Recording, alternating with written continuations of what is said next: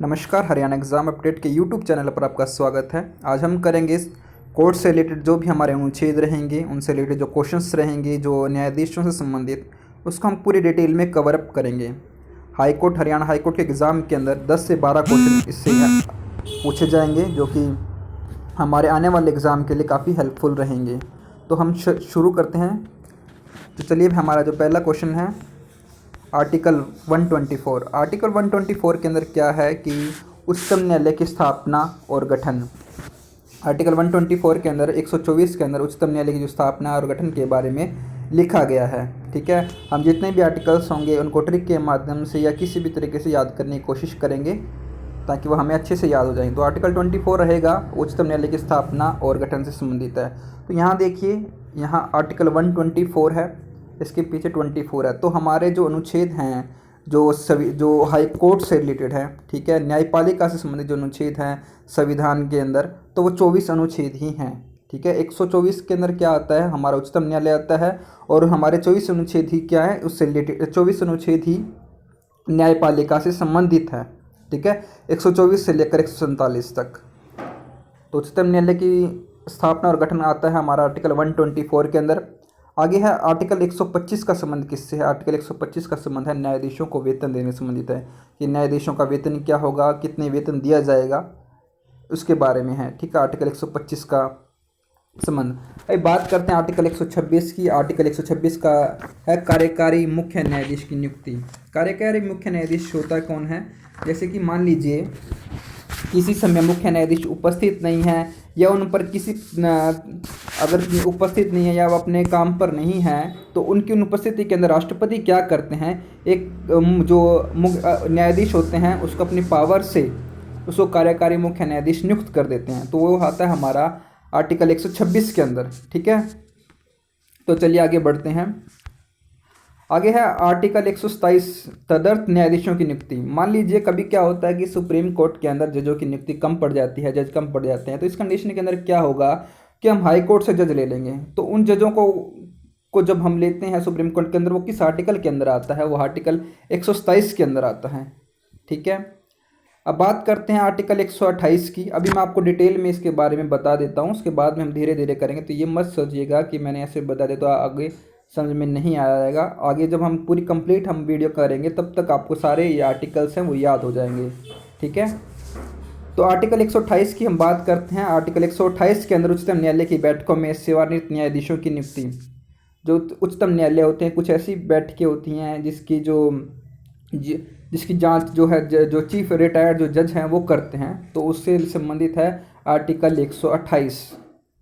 ठीक है, अब बात करते हैं आर्टिकल 129 की। आर्टिकल 129 का संबंध जो है अभिलेख न्यायालय के रूप में उच्चतम न्यायालय, यानी कि जो भी फैसला सुनाया जाता है उसको एक रिकॉर्ड में रखा जाता है। ठीक है, वो आता है आर्टिकल 129 के अंदर।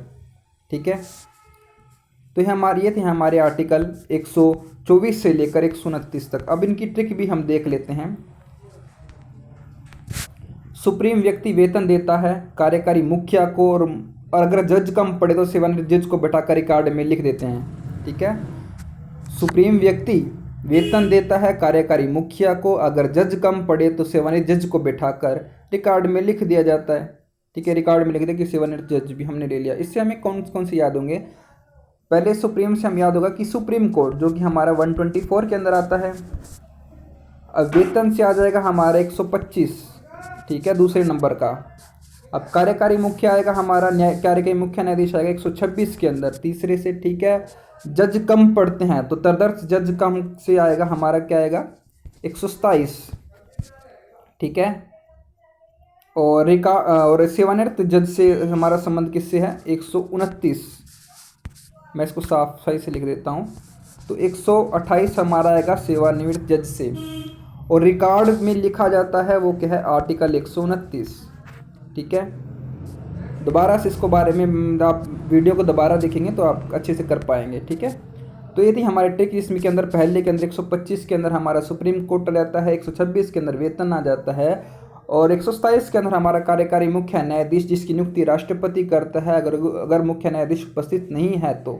ठीक है, और जज कम पड़ जाते हैं, यानी तथा जज उसके अंदर 127 के अंदर आ जाता है। सेवानिवृत्त जज हमारा 128 के अंदर आ जाते हैं, और रिकॉर्ड जो लिखा जाता है सुप्रीम कोर्ट का वो 129 के अंदर आ जाता है। ठीक है, 124 से लेकर 128 तक के जो थे न्यायाधीश ये अनुच्छेद के बारे में था। ठीक है, आर्टिकल्स के बारे में था। अब बात करते हैं उच्चतम न्यायालय की आर्टिकल 130 की। तो आर्टिकल 130 का संबंध है उच्चतम न्यायालय की पीठ से। ठीक है, तो अगर आप इसको ऐसे याद कर, पीठ क्या होता क्या है? पीठ जैसे कि किसी को फैसला होता है तो वो फैसला काफ़ी पेचीदा हो जाता है, तो जो वो फैसला है वो पीठ को सौंप दिया था। उस पीठ में क्या होता है, उसमें अंदर कई बार पाँच जज बैठते हैं या कई बार 3 जज बैठते हैं। उसमें जो मुख्य जो बहुमत मिलता है वो निर्णय मान लिया जाता है। अभी आपको मैं एग्जांपल देता हूँ। अभी थोड़े दिन पहले ईडब्ल्यूएस का जो कोर्ट के जो 5 जो जज बैठे थे, उसमें से 3 जजों ने कहा कि जो ईडब्ल्यूएस का जो आरक्षण है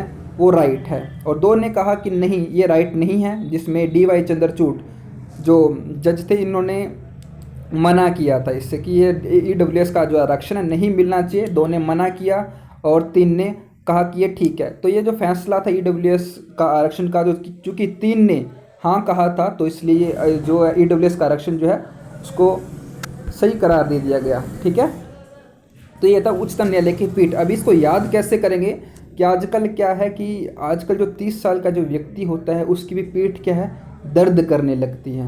ठीक है, उसे हमारे को याद हो जाएगा कि आर्टिकल 130 का संबंध उच्चतम न्यायालय की पीठ से है। ठीक है, तो 30 साल के व्यक्ति की क्या करती है, पीठ दर्द करने लग जाती है। ठीक है, आगे बढ़ते हैं। 131 आर्टिकल 131 का संबंध जो है सुप्रीम कोर्ट के मूल क्षेत्राधिकार से है। मूल क्षेत्राधिकार से आर्टिकल 131 का है। आजकल बच्चे 31 के होते ही कहते हैं कि मुझे मेरे अधिकार दो, मुझे मेरे मूल अधिकार दो, यानी कि वो 31 के होते ही अपने अधिकार मांगने शुरू कर देते हैं, चाहे वो किसी भी हो क्या, चाहे वो निर्णय से संबंधित हो या अपनी ज़मीन जायदाद से, तो बच्चे मांगना शुरू कर देते हैं। इससे ऐसे याद हो जाएगा आर्टिकल 131 का संबंध सुप्रीम कोर्ट के मूल क्षेत्राधिकार से है। ठीक है, आगे बढ़ते हैं। आर्टिकल 132 किसी भी मामले में सुप्रीम कोर्ट में अपील की जा सकती है। अब मैं जितने भी पढ़ूंगा 132 से लेकर 134 तक, इसके अंदर जितने भी आएंगे वो अपील से संबंधित होंगे। ठीक है, जिसके अंदर अपील की जाएगी। ठीक है, मान लीजिए हाई कोर्ट के अंदर हमने कोई हमारा जो हाई कोर्ट फैसला सुनाता है वो हमारे पक्ष में नहीं होता, तो हम उसकी अपील सुप्रीम कोर्ट में कर सकते हैं।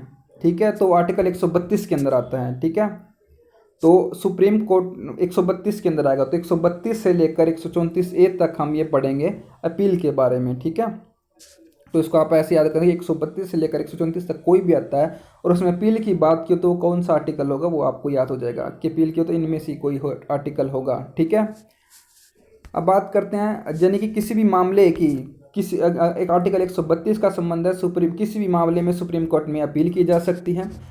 आर्टिकल 133 के तहत जो सिविल मामले होते हैं, सिविल मामलों में उच्च न्यायालय में अपील का अधिकार होता है, यानी कि जो सिविल जो लोकल जो मामले होते हैं उनसे संबंधित जो उस अपील का अधिकार हम कर सकते हैं। ठीक है, सुप्रीम कोर्ट के अंदर आर्टिकल 133 के तहत। ठीक है, आर्टिकल 134 कहता है कि जो आपराधिक मामले होते हैं उसमें अपील का अधिकार होता है सुप्रीम कोर्ट के अंदर। ठीक है, प्रार्थी को, ये आर्टिकल 134 कहता है। और आर्टिकल 134 ये कहता है कि जो हमें अपील करनी है उसके लिए हमारे पास एक प्रमाण पत्र होना जरूरी है। सुप्रीम कोर्ट में अपील के प्रमाण पत्र वो किस में आएगा, 134A के अंदर आएगा। और जो मैंने ये बताया है, मैंने आपको 132, 133 और 134, इन तीनों के अंदर हमें सर्टिफिकेट की ज़रूरत पड़ेगी। ठीक है, अपील के लिए। आगे मैं जो बताऊंगा उनमें आपको सर्टिफिकेट की ज़रूरत नहीं पड़ेगी। ठीक है, अभी ये जो जिनके बारे में 135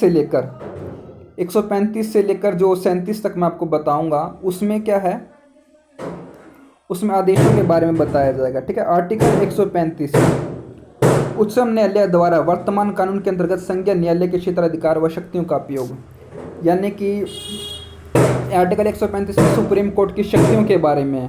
ठीक है, सुप्रीम कोर्ट का जो दायरा है शक्तियों का उसके बारे में उच्चतम न्यायालय वर्तमान कानूनों के अंदर संज्ञेय न्यायालय के क्षेत्राधिकार व शक्तियों का उपयोग, यानी कि सुप्रीम कोर्ट की शक्तियों के बारे में है आर्टिकल 135 का संबंध। आर्टिकल 136 का जो संबंध है, उच्चतम न्यायालय द्वारा अपील के लिए विशेष आज्ञा दी जा सकती है, यानी कि कोई फैसला है जो हाईकोर्ट के जजों को लगता है कि उस पर उन्हें स्पेशल कह दिया जाता है, या जो कोई ऐसे मामले जिन पर अपील नहीं की जा सकती, लेकिन कोर्ट के द्वारा आर्टिकल 136 के तहत कह दिया जा सकता है कि आप अपील भी कर सकते हैं इस निर्णय से संबंधित। वो आता है आर्टिकल 136 के अंदर। ठीक है, अब बात करते हैं आर्टिकल 137 की। आर्टिकल 137 कहता है सुप्रीम कोर्ट द्वारा निर्णय तथा आदेशों की समीक्षा, यानी कि कोई फैसला सुप्रीम कोर्ट सुना देता है। ठीक है, कोई फैसला सुना दिया जाता है या हाई कोर्ट के द्वारा अगर कोई फैसला सुनाया जाता है तो उस पर निर्णय और आदेशों की समीक्षा करना आर्टिकल 137 के अंदर आता है, जिसके तहत सुप्रीम कोर्ट ये काम कर सकता है। ठीक है, अब बात करते हैं आर्टिकल 138 की। अभी जितने भी होंगे 138, 39 ये जो है सुप्रीम कोर्ट की शक्तियों के बारे में, उनके अधिकार जो हैं उनके बारे में ही रहेंगे, जैसे मैंने आपको पहले बताया था। ठीक है, 138 के अंदर क्या होगा, सुप्रीम कोर्ट के अधिकारों में वृद्धि। आर्टिकल 138 बताता है सुप्रीम कोर्ट के अधिकारों में वृद्धि। ठीक है, आर्टिकल 139 का संबंध है संसद कानून द्वारा सुप्रीम कोर्ट को निर्देश, आदेश या रीट जारी करने की शक्ति का अधिकार, यानी संसद कानून के तहत सुप्रीम कोर्ट रीट जारी कर सकता है। ठीक है, रीट जारी करने की शक्ति का अधिकार है ये। ठीक है, अगर पूछा जाए कि रीट कब किस अनुच्छेद के तहत जो है सुप्रीम कोर्ट रीट जारी करता है, तो आर्टिकल 32 के तहत जारी करता है। लेकिन अगर ये पूछा जाता है अधिकार की शक्ति का अधिकार है, वो आर्टिकल 39 के अंदर आएगा। ठीक है, अब बात आती है 140 की। आर्टिकल 140 के अंदर क्या होता है, सुप्रीम कोर्ट की सहायक शक्तियां से संबंधित है आर्टिकल 140। ठीक है, आर्टिकल 140 का संबंध है सुप्रीम कोर्ट की सहायक शक्तियों से। अब आगे बढ़ते हैं। ठीक है, आर्टिकल 141 के पढ़ते हैं। आर्टिकल 141 का जो संबंध है सुप्रीम कोर्ट द्वारा घोषित कानून सभी न्यायालय पर लागू होंगे। ठीक है, इससे आप ये देख सकते हैं एक एक पर लागू होंगे, एक एक यानी कि हर एक बंदे पर लागू होंगे। ठीक है, सुप्रीम कोर्ट द्वारा घोषित कानून सभी न्यायालय पर लागू होंगे। आर्टिकल 139 कहता है, ये हमने कर ही लिया था, हाँ, आर्टिकल 139। ठीक है, आर्टिकल ये 142 था। ठीक है, ये 139 नहीं था, 142 है, ये प्रिंटिंग मिस्टेक है। ये आर्टिकल 142 है, यानी कि सुप्रीम कोर्ट कोई फैसला सुना देता है। ठीक है, तो उनका जो फैसला होगा उससे संबंधित अगर कोई केस और आता है तो ये कहा जाता है कि उस समय कोर्ट ने ये फैसला सुनाया था तो इस पर सुनवाई होनी चाहिए, उस पर ये फैसला आपको देना चाहिए। तो गवाहों की तरह भविष्य में सुप्रीम कोर्ट के आदेशों का इस्तेमाल होता है। ठीक है, 142 को 42, जब हम 42 बोलते हैं, 42 के अंदर बयान आते हैं ना, 42 बयान आते हैं, तो बयान से यानी कि सुप्रीम कोर्ट के जो बयान है वो गवाहों की तरह आदेश होंगे, गवाहों की तरह भविष्य में यूज होंगे। ठीक है, 42 से आप बयान याद कर सकते हैं, तो इसे याद हो जाएगा। ठीक है, अब आगे आता है आर्टिकल 143।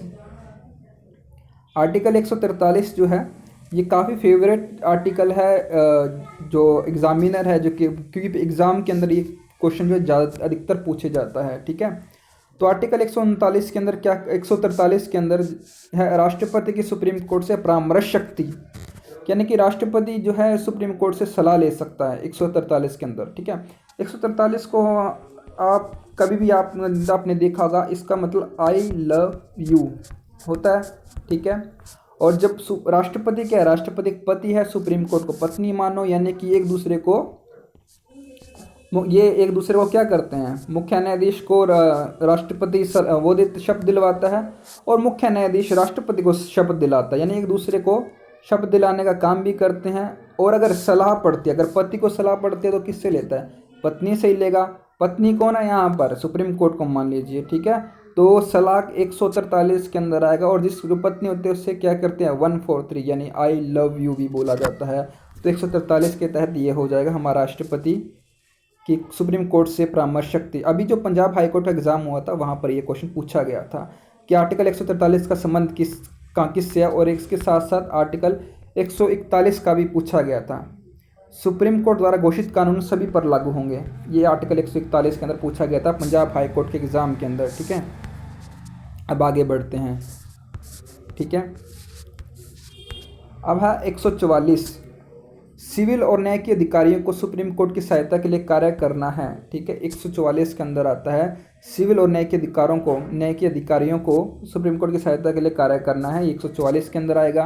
145 एक आर्टिकल 145 है, अदालत के नियम से संबंधित है। इसके अंदर क्या होगा कि जो अदालतें चलती हैं किस रूल के अकॉर्डिंग चलती हैं वो आएगा। ठीक है, अभी इसको याद कैसे कर सकते हैं, इसको याद है हम ऐसे कर सकते हैं, जब आदमी जो 45 की एज में होता है ना वो काफ़ी रूल से चलना शुरू कर देता है। ठीक है, वो रूल से लॉ से चलना शुरू कर देता है, क्योंकि उसको अगर यंग होता है तो सोचता है क्या रूल है, क्या कोई रूल नहीं मानता, लेकिन एक 45 की एज में आके अदालत के नियमों को मानना शुरू कर देता है। ठीक है, अब बात करते हैं आर्टिकल 146 की। आर्टिकल 146 का संबंध सुप्रीम कोर्ट के अधिकारियों और कर्मचारियों का खर्च, यानी कि सुप्रीम कोर्ट के अंदर जैसे कि आप भी या कोई भी अगर क्लर्क बनता है या कोई भी किसी भी पोस्ट पर जाता है तो आपको जो सैलरी दी जाएगी तो वो आर्टिकल 146 के तहत दी जाएगी। ठीक है, इसको आप ऐसे याद कर सकते हैं, 46 को छीलने से याद कर दो, पूरी तरह से छील दो, जो मांगे सैलरी या खर्च उसको छील दो, 46। ठीक है, इससे याद हो सकता है आपको सुप्रीम कोर्ट के अधिकारियों या कर्मचारियों का खर्च आर्टिकल 146 के अंदर आएगा। ठीक है, और आर्टिकल 147 का संबंध की बात करें तो इसमें व्याख्या से संबंधित है। मान लीजिए कोई ऐसी घटना घट जाती है, कोई ऐसा केस आता है जिसकी व्याख्या ना तो भारत के संविधान में हो, ना भारत के जो संविधान जो 1935 को क्या जो संविधान था उसमें ना हो, या कभी भी उसका कभी व्याख्या ना की गई हो, तो आर्टिकल 147 के अंदर आता है। ठीक है, तो ये थे हमारी जो मोस्ट इम्पोर्टेंट 24 जो आर्टिकल्स थे जो कि हाई कोर्ट से जो सुप्रीम कोर्ट से रिलेटेड थे। ठीक है, न्यायपालिका से संबंधित थे। अभी इनसे हम रिलेटेड हम एक क्विज करेंगे ताकि हमें और अच्छे से याद हो जाए। ठीक है, इसके बाद जो मोस्ट इम्पोर्टेंट जो क्वेश्चन जो रहेंगे जो कि मैंने इसमें नहीं किए हैं वो उसके लास्ट में आएंगे, उससे हम और आसानी से जो एग्ज़ाम के अंदर आएंगे, इससे आप 10 से 15 क्वेश्चन आसानी से हो जाएंगे। ठीक है, इससे बाहर बिल्कुल भी न्यायपालिका संबंधित बिल्कुल भी बाहर कुछ भी एक भी क्वेश्चन नहीं आएगा, ये मेरी गारंटी है। ठीक है, आर्टिकल 124 का संबंध किससे है, तो आर्टिकल 124 का जो संबंध है उच्चतम न्यायालय की स्थापना तथा संगठन से आर्टिकल 124 का संबंध है। ठीक है, ये आर्टिकल 124 का संबंध है। अगर बात करते हैं न्यायाधीशों के वेतन से कौन सा आर्टिकल था, वो 125 आर्टिकल था। सुप्रीम कोर्ट की सहायक शक्तियों से संबंधित आर्टिकल कौन सा था, तो वो था हमारा आर्टिकल 140 का संबंध था सुप्रीम कोर्ट की सहायक शक्तियाँ। ठीक है, इसको ऐसे याद करते हैं, 40 में चलने की फीलिंग आ रही है ना, चलने कोर्ट को चलने के लिए शक्तियाँ चाहिए होती है, क्या होती हैं, सहायक शक्तियाँ चाहिए होती है, तो आर्टिकल 140 के अंदर आएगा। ठीक है, और उच्चतम न्यायालय की पीठ किस में आती है, यानी कि 30 साल का व्यक्ति होते ही क्या होता है उसकी पीठ दर्द करने लग जाते हैं, तो हो जाएगा आर्टिकल 130। ठीक है, ये हमारे 4 आर्टिकल हो गए इसमें। ठीक है, दोबारा से अब बात करते हैं आर्टिकल 143, ही काफ़ी मोस्ट इम्पोर्टेंट है। तो आर्टिकल 143 का संबंध है राष्ट्रपति की सुप्रीम कोर्ट से परामर्श शक्ति, ये है आर्टिकल 143 के अंदर आएगा। ठीक है, और अदालत के नियम आते हैं 145 के अंदर। ठीक है, 45 साल का होते ही व्यक्ति क्या होता है, अदालत के नियमों को मानना शुरू कर देता है। ठीक है, और ये भी काफ़ी इम्पोर्टेंट है, सुप्रीम कोर्ट के अधिकार क्षेत्र में वृद्धि, तो आर्टिकल 138 के अंदर आता है। ठीक है, यानी कि कुछ चीज़ों को हमें सुप्रीम व्यक्ति होता है वो अड़ कर अपने अधिकार ले लेता है, 38 से अड़ याद हो जाएगा, अड़ कर अपने अधिकार ले लेना, सुप्रीम कोर्ट के अधिकार क्षेत्र में वृद्धि, ये हमारा आर्टिकल 138 के अंदर आएगा। ठीक है, तो चलिए आगे बढ़ते हैं। अभी देखते हैं आर्टिकल 131 का संबंध क्या है। तो आर्टिकल 131 का जो संबंध है सुप्रीम कोर्ट के जो मूल क्षेत्र अधिकार हैं उसका संबंध आर्टिकल 131 से है। ठीक है, ये है हमारा आर्टिकल 131 से। अब बात करते हैं सुप्रीम कोर्ट में अपील के लिए प्रमाण पत्र की भी जरूरत पड़ेगी, तो वो किस में लगेगा, 134A के अंदर आएगा। ठीक है, तो सुप्रीम कोर्ट में अपील के लिए प्रमाण पत्र 134 के अंदर आएगा। ये जो क्वेश्चन है ये ना सिर्फ Punjab and Haryana high court के लिए इंपॉर्टेंट है, जितने भी हाई कोर्ट या सुप्रीम कोर्ट का कोई भी एग्ज़ाम होता है उसके लिए मोस्ट इंपॉर्टेंट क्वेश्चन हैं ये। ठीक है, सुप्रीम कोर्ट द्वारा घोषित कानून सभी पर लागू होंगे, सुप्रीम कोर्ट द्वारा घोषित कानून सभी पर लागू होंगे। एग्जाम में अधिकतर बार क्वेश्चन पूछा जाता है, ये आएगा आर्टिकल 141 के अंदर, ठीक है। एक एक व्यक्ति पर लागू होंगे तो क्या होगा, एक एक न्यायालय पर लागू होंगे तो होगा आर्टिकल 139 के अंदर, ठीक है।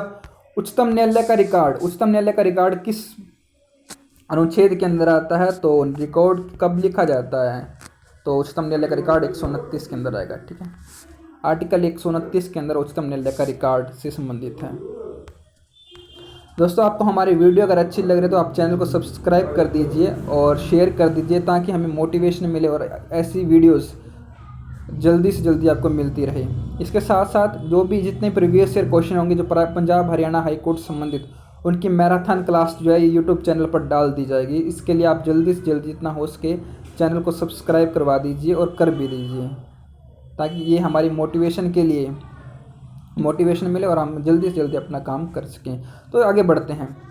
1774 में ये जो क्वेश्चन है, जो क्वेश्चन रहेंगे, अब हमारे आर्टिकल के जितने भी क्वेश्चन थे वो कंप्लीट हो चुके हैं। अब हम करेंगे दूसरे क्वेश्चन। तो 1774 में कौन से कोर्ट की स्थापना की गई थी, तो 1774 के अंदर हमारे भारत के अंदर 3 हाई कोर्ट की स्थापना की गई थी, जिसमें सबसे पहले जुलाई में कोलकाता हाई कोर्ट की स्थापना की गई, उसके बाद बॉम्बे हाई कोर्ट और मद्रास हाई कोर्ट की स्थापना की गई थी। तो 1774 में 3 हाई कोर्ट की स्थापना की जाती है, Madras high court, Kolkata high court और मुंबई हाई कोर्ट, जिसे पहले बॉम्बे हाई कोर्ट कहा जाता था।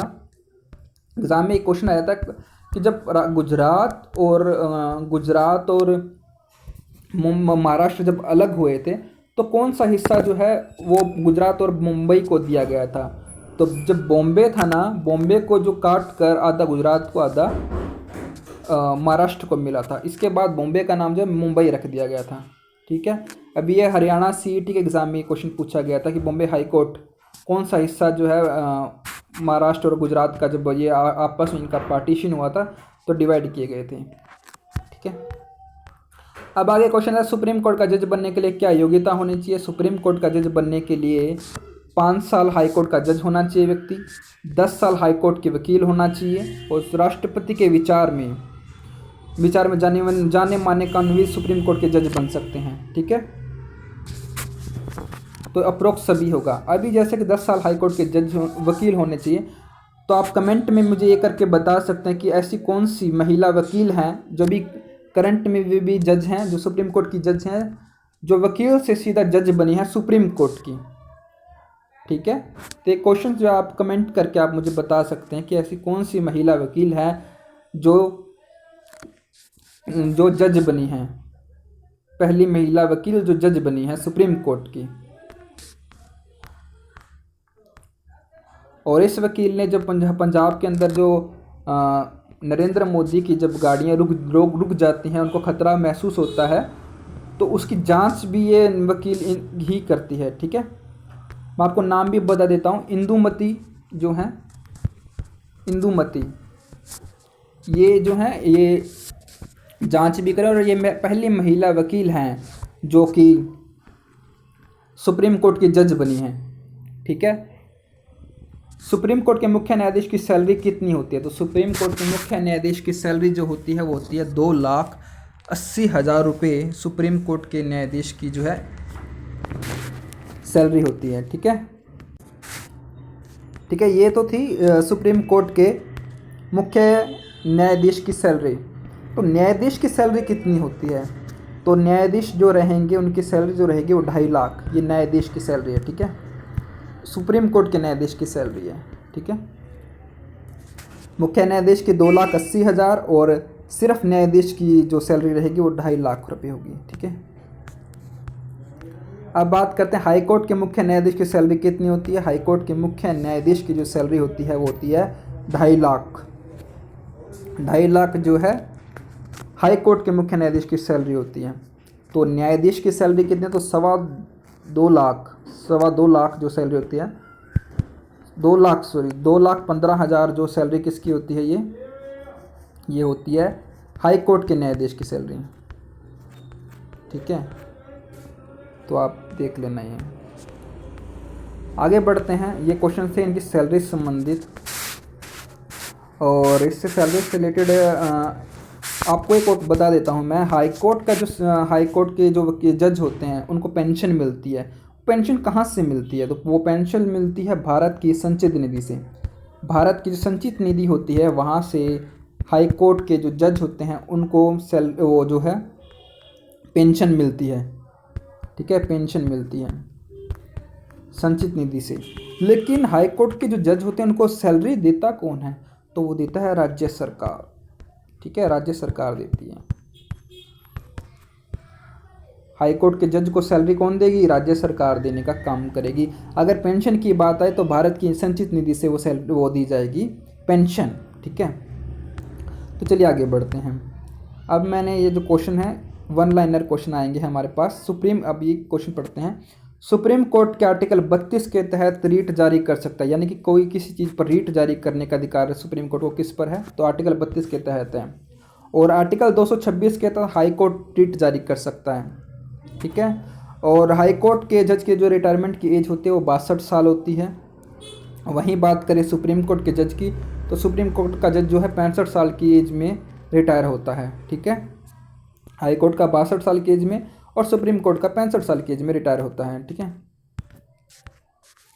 अभी बात करते हैं भारत के 50वें मुख्य न्यायाधीश बने हैं, कौन बने हैं? ये क्वेश्चन डेफिनेटली एग्जाम में आएगा कि भारत के 50वें मुख्य न्यायाधीश कौन बने हैं? तो बने हैं धनंजय यशवंत चंद्रचूड़, जिन्हें डी.वाई. चंद्रचूड़ के नाम से भी जाना जाता है, ठीक है, डी.वाई. चंद्रचूड़ के नाम से भी जाना जाता है। ये उन बेंच में शामिल थे एलजीबीटी कम्युनिटी को जो अधिकार है उससे संबंधित, ये उस बेंच में शामिल थे।